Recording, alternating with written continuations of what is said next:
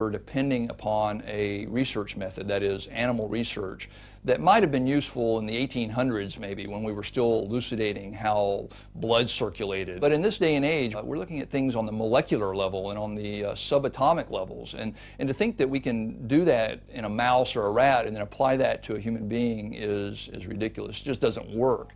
Major research facilities like City of Hope and Cedars-Sinai and UCLA are considered the center of medical research because of a massive public relations campaign and massive amounts of money that are pumped into these hospitals and medical centers by pharmaceutical companies and with research grants. It turns out that when a researcher applies for a grant, and all researchers apply for grants because that's the only way they can stay in their positions, when they apply for a grant from, say, the National Institute of Health, for instance, that money comes in. Half that money goes straight into the hospital. They can use that to pay the janitors, they can use that to pay the rent, they can use that money any way they want to. Then the other half goes to the researcher for actual animal research or non-animal research. But unfortunately, the National Institutes of Health and other research funding organizations tend to lean towards giving more money for animal research because it produces more data and they get more publications. And they're interested in protecting themselves in a legal arena by saying, well, you know, we tested this on rabbits and dogs and cows or anything else they want to test it on, and therefore we shouldn't be held responsible when it turns out to, lo and behold, produce heart attacks in human beings like that drug Vioxx did. Let me explain something about the City of Hope. It's the golden temple of cancer research. I lost my mother to cancer, my mother's husband, whom I absolutely adored. I lost a lot of good friends to cancer.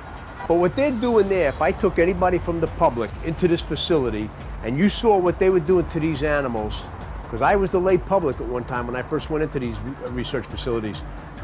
If you looked at it, there is no way in your mind you could justify that and call it science. It's not science, it's insanity. Ruthless, I think, is the word. When I interviewed Bill Maher for the TV show Celebrity Justice, I learned he was a free thinker who doesn't have any fear of making controversial remarks. So he takes on issues that other people in the media are afraid to take on. And he has taken on this issue of experimentation going on at Columbia University that he says is a perfect example of unnecessary and hideously cruel animal experimentation. Some of these experiments are having to do with finding out, you know, how bad nicotine is for you. You know, like we need to do that.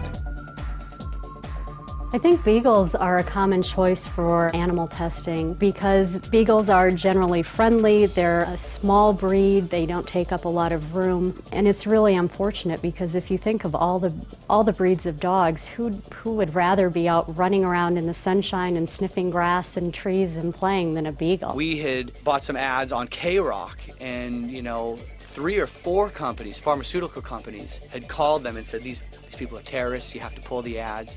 And they ended up pulling the ads for the show. I never really thought about the whole thing until I've gotten into it and realizing how important money is for everything, for advertisements. And obviously we can't show any of this stuff on TV, you know, because, you know, every other commercial's for fast food or for some kind of, for the meat industry or for some new, you know, anti-allergy pill or fucking Viagra or whatever. I don't know yet of anyone who's died from PMS.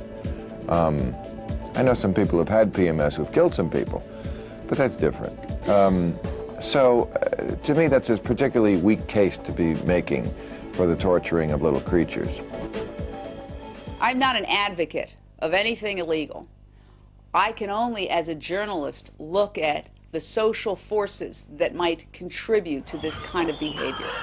And I see that when the mainstream media refuses to show the images of what's going on inside laboratories and factory farms, it creates a social condition that could lead some people to extreme behavior.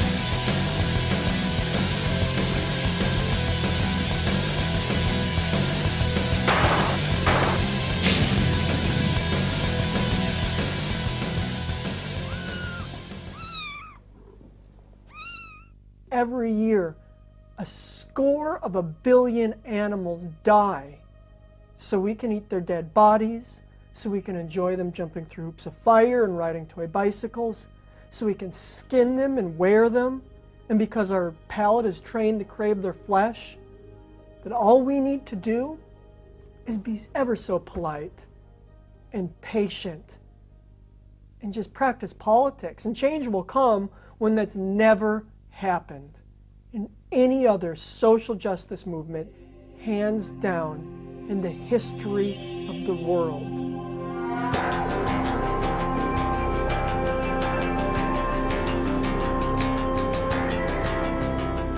Throughout our history, there have always been those who have petitioned the government and wrote letters to legislators and politicians. There have even been those who have written bills and had discussions with the leaders of the nations. These tactics alone have never worked. The only time we have seen a social justice movement prevail has been because there was pressure from more radical factions.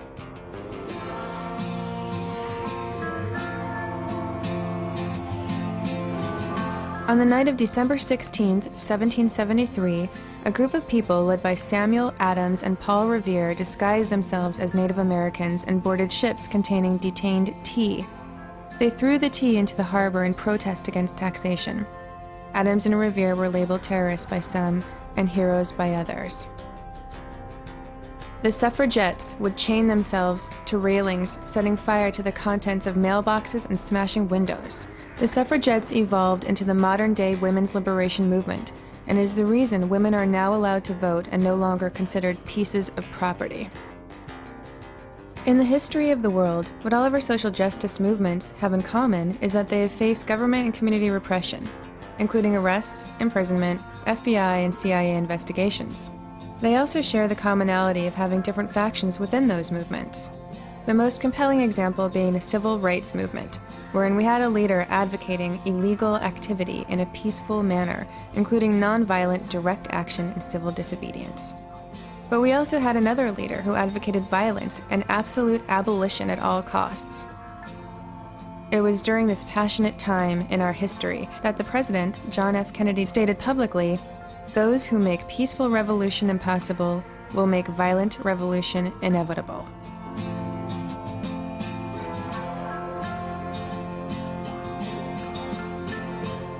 In 1960, Nelson Mandela led an organized guerrilla warfare against the white government in response to a group of peaceful demonstrators being massacred. In 1964, Mandela was convicted of sabotage and sentenced to life in prison. However, he was released in 1990. He was awarded the Nobel Peace Prize in 1993. In 1994, Mandela was elected president of South Africa. A man once labeled a terrorist is now considered a freedom fighter.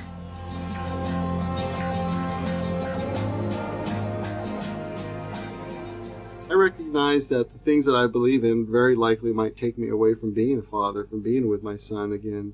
And I might have to go back to jail. I might be killed. But that is part of being a warrior. If breaking the law and going to prison has to be a part of that process, then it's something you have to prepare for. As with all people fighting for a liberation struggle or for social change, you have to accept that it's part of that process, that is our job, that is our task. I mean, Martin Luther King said all that, that you got to expect it, It's a sign of how effective you're becoming, Like the women's movement, like those who fought against slavery, what we've done is we've made this movement, this animal liberation ethic, now become a part of mainstream society, and that's impossible to imagine that could have happened without organisations like the Animal Liberation Front and others who use direct action. And the system ain't going to sit back and let us do it, so they are going to demonise us. There's that saying, isn't there? First they'll ridicule you, then they'll attack you, and then only after that they'll accept you. We're the same people. This is the Animal Liberation Movement. We're about love and compassion. We've got an anger, we've got an edge. But you read about us now, and they want to, they're starting to more and more, they're starting to call us terrorists. You post on a website, or you say in a public lecture that you defend the Animal Liberation Front, that you support direct action, you are now considered to be an advocate and a voice for terrorism. I've not done anything but have a goddamn website and a newsletter. Speech. I get 23 years in jail, possibly. My girlfriend come back from Germany yesterday. They went to a fur demo, and on the way back they got pulled in and they were held under the Terrorism Act for 5 hours. Let's applaud the FBI. Yay, cheer that. To cheer that is just like to spit and piss on the grave of Martin Luther King. Throughout my years as an animal rights attorney, I've had the opportunity to meet several fabulous activists. I have met Kevin Jonas, who is the former president of SHAC, Stop Huntingdon Animal Cruelty. And I've actually represented SHAC on a few cases. I'm representing them now on a case. Kevin Jonas and other people are being federally indicted on charges coming out of the Animal Enterprise Protection Act.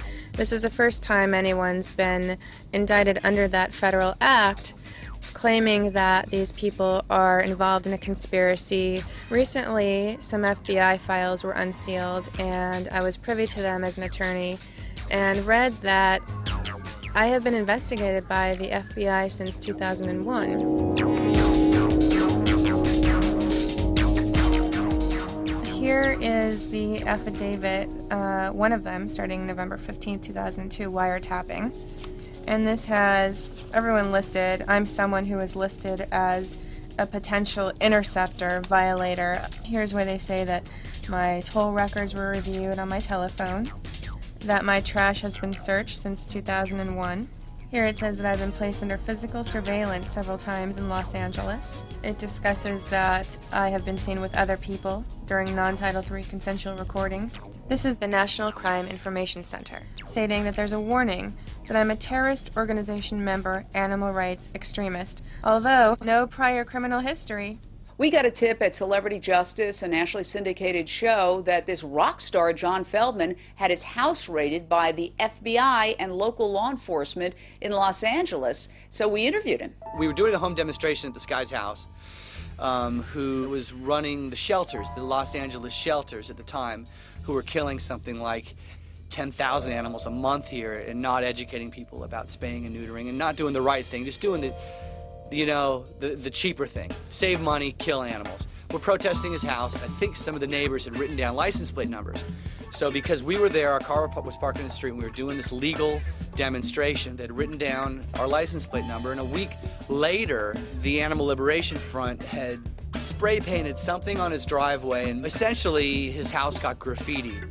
But because of the whole, kind of the way things are now with this eco-terrorism or the whole Patriot Act. They got a search warrant first thing in the morning. A judge signed it off just because they had a license plate number. I was, a suspect. But not only, they didn't just come to the house to just say, hey, were you there asking questions? They had a search warrant, and they're saying, if you don't open the door, we're going to break it through with a battering ram, which they showed me. I got home from the gym, I'm sweating from, cardio or whatever, and,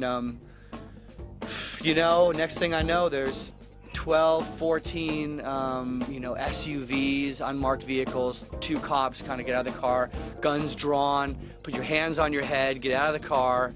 I see this helicopter come, from behind, just like some crazy, like a Bruce Willis movie or some shit. I thought they got the wrong guy at first. I thought it was like, they thought some, drug lord or some child porn. I don't know who would have done such an atrocity to warrant all these cars and helicopters and all this crap, so if they said Mr. Feldman, I knew, well, that's me. John Feldman and his wife Amy were both in total shock over the raid. They say that these law enforcement officials went through everything, including their underwear, and they felt very violated by that. They felt their constitutional rights had also been violated, all because Amy had picketed lawfully. They didn't find their spray paint, after spending whatever, their $300,000 or $400,000 of tax money that I'm paying, to raid my house, and they found obviously nothing.